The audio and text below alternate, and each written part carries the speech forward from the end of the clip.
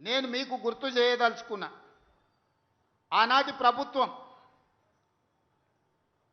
బర్రెలు గొర్రెలు పెంచుకోండి, చేపలు పట్టుకోండి, చెప్పులు కుట్టుకోండి, లేకపోతే చీరలు నేయండి, గౌడన్నలు కళ్ళు గీయండి అని చెప్పి చేపలు బర్రెలు చెప్పులు లేకపోతే చెట్లు లేకపోతే మిగతా వృత్తులు మనలు చేసుకోమన్నారు.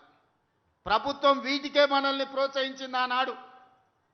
రాజ్యాలు మాత్రం మనము బర్రెలు గొర్రెలు పెంచుకొని చేపలు పట్టుకొని చెప్పులు కుట్టుకొని చెట్లు గీసుకుంటుంటే మనమందరం ఏం పని చేస్తే వాళ్ళ పిల్లలు రాజ్యాలు వెళ్తారని ఆనాటి ప్రభుత్వం ఉన్నది.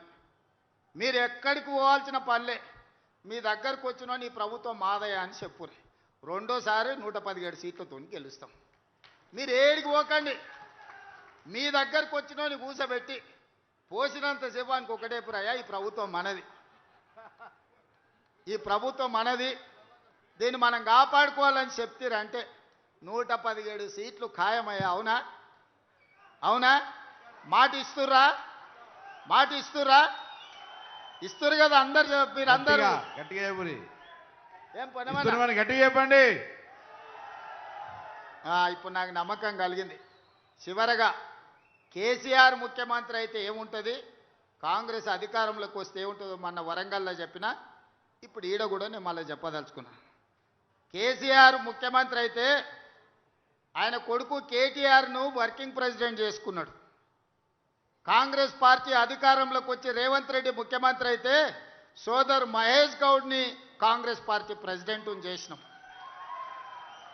కేసీఆర్ ముఖ్యమంత్రి అయితే హరీష్ రావు తారక రామారావు ఇద్దరు మంత్రులు అయినారు. రేవంత్ రెడ్డి ముఖ్యమంత్రి అయితే మా సీతక్క కొండా సురేఖమ్మ మంత్రులైనరు, మా పొన్నం ప్రభాకర్ మా వాకిటి శ్రీహరి మంత్రులైనరు. కేసీఆర్ ముఖ్యమంత్రి అయితే సడ్డకుని కొడుకు సంతోష్ కుమార్ని రాజ్యసభ చేసుకున్నాడు. కానీ నేను ముఖ్యమంత్రి అయితే మిత్రుడు వేం నరేందర్ రెడ్డిని ఈరోజు రాజ్యసభకు పంపించిన అనిల్ కుమార్ యాదవ్ ఈయనే ఉన్నాడానే లేచి నిలబడరా నాయన. ఇగో పిల్లగాన్ని పంపించిన రాజ్యసభకు పెద్దల సభకు.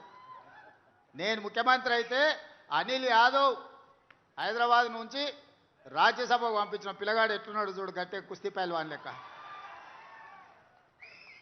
కేసీఆర్ ముఖ్యమంత్రి అయితే ఓడిపోయిన వినోద్రావును ప్లానింగ్ కమిషన్ చైర్మన్గా చేసుకున్నాడు.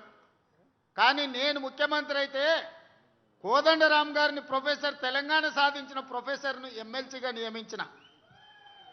కేసీఆర్ ముఖ్యమంత్రి అయితే ఆయన బిడ్డను ఎంపీ చేసుకున్నాడు, ఓడిపోతే ఎమ్మెల్సీ చేసుకున్నాడు.